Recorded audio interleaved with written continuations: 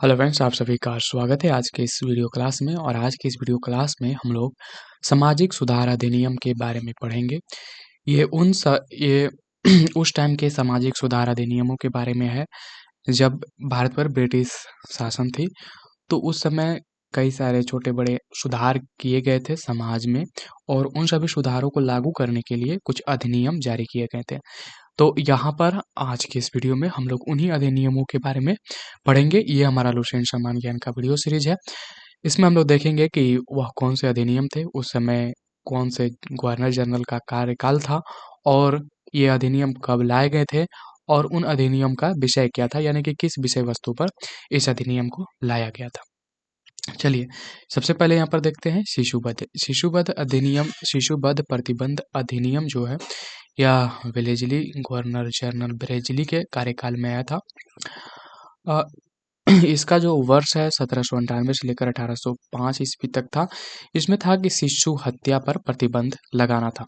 शिशु हत्या का यहाँ पर अर्थ हो गया भ्रूण हत्या, ठीक है। तो भ्रूण हत्या के अंतर्गत यानी कि शिशुवध के अंतर्गत क्या किया जाता है कि जैसे सबसे पहले गर्भ में जो भ्रूण की जांच की जाती है, और भ्रूण की जांच करने पर यदि लड़की होती है तो वहीं पर भ्रूण हत्या कर दिया जाता है। तो इसी को रोकने के लिए यहाँ पर 1798 से लेकर 1805 ईस्वी में शिशु हत्या पर प्रतिबंध लगाने हेतु ब्लेजली के कार्यकाल में शिशुवध प्रतिबंध लाया गया था, जो कि 1798 से लेकर 1805 ईस्वी के बीच। चलिए नेक्स्ट आगे है सती प्रथा प्रतिबंध। सती प्रथा जो प्रतिबंध था, इसमें यह लॉर्ड विलियम बेटिंग के कार्यकाल में आया था। लॉर्ड विलियम बेटिंग के कार्यकाल में और सती प्रथा प्रतिबंध आया था, जो कि 1829 ईस्वी में इसको लाया गया था। और इसमें यह किया गया कि जो सती प्रथा है उसका पूर्ण प्रतिबंध लगाया गया। ठीक है, सती प्रथा के अंतर्गत होता ये था कि अगर किसी भी औरत के पति की देहांत हो जाता था, तो साथ ही साथ वो औरत भी अपने पति के साथ क्या करती थी, अपनी आत्मदाह कर देती थी, खुद उसकी चिता पर बैठ जाती थी और सती हो जाती थी, जो कि हिंदू धर्म में प्रचलित था ये प्रथा।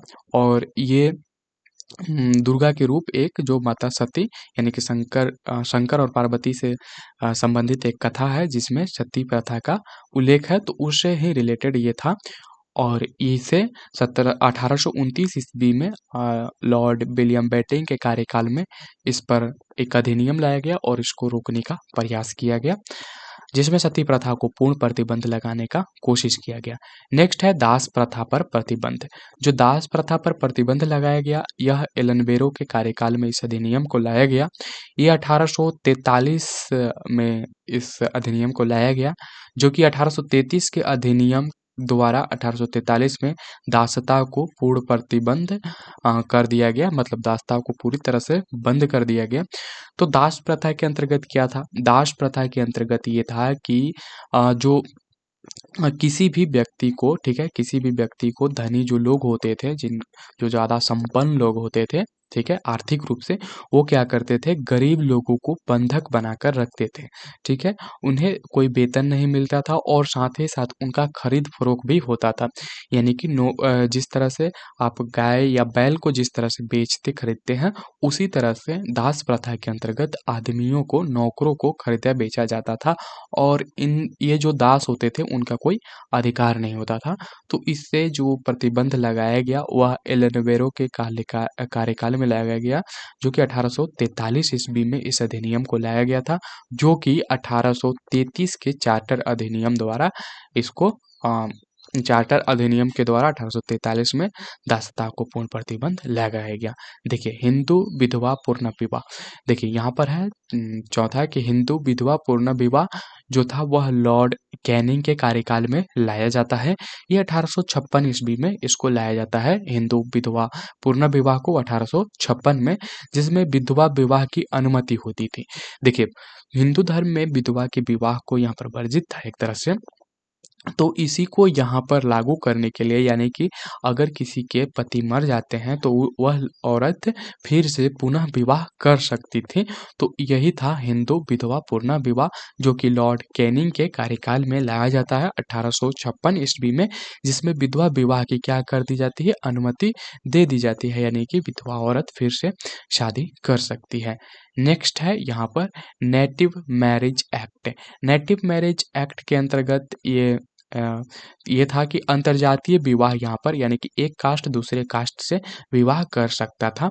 यानी कि अगर कोई छोटी कास्ट बड़ी कास्ट से और बड़ी कास्ट के लड़के लड़कियां छोटी कास्ट से शादी कर सकते थे। तो ये था नेटिव मैरिज एक्ट, जो कि नॉर्थब्रुक के कार्यकाल में लाया जाता है 1872 ईस्वी में। ठीक है, तो इसे याद रखिएगा कि नॉर्थब्रुक के कार्यकाल में 1872 ईस्वी में नेटिव मैरिज एक्ट लाया गया, जिसके अंतर्गत अंतर्जातीय विवाह को अनुमति दी जाती है। नेक्स्ट आगे देखते हैं age of consent act. Age of consent act जो था ये लैंसडाउन के कार्यकाल में लाया जाता है। एज ऑफ कंसेंट एक्ट ये लैंसडाउन के कार्यकाल में 1891 ईस्वी में लाया जाता है, जिसमें लड़की के विवाह की जो आयु है 12 वर्ष निर्धारित की जाती है। तो यहाँ पर 12 वर्ष से अगर कम की लड़की का विवाह हो तो उस पर प्रतिबंध लगाया गया और 12 वर्ष यहाँ पर विवाह की आयु यानी कि उम्र को निर्धारित किया गया।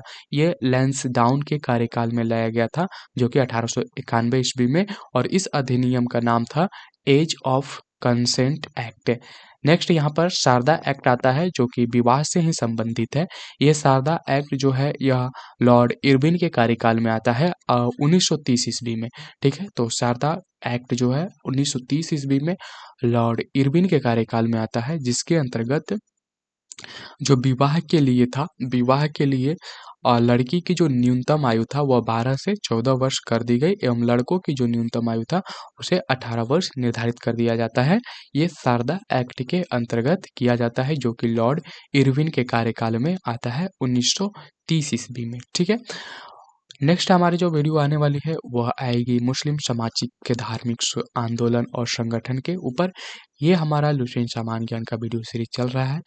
अभी तक आप चैनल को सब्सक्राइब नहीं किया है तो सब्सक्राइब कर लीजिए। अगर ये वीडियो आपको पसंद आई तो इसे लाइक जरूर कीजिए, दोस्तों के साथ शेयर भी कीजिए।